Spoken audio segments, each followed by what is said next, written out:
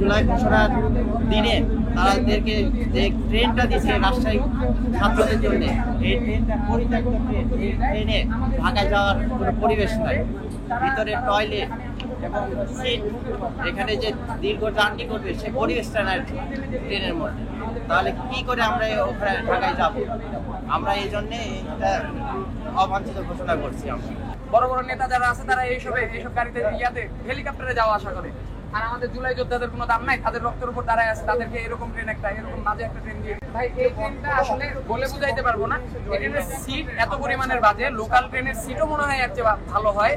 দ্বিতীয় ইস্যু হচ্ছে ইঞ্জিন, দেখেন ইঞ্জিনটা মনে হচ্ছে ভেঙে এখনই পড়ে যাবে এমন একটা অবস্থা। প্রত্যেকটা বগির ভিতরে সিট এত পরিমাণের বাজে, এই বাজে সেন্ট্রাল থেকে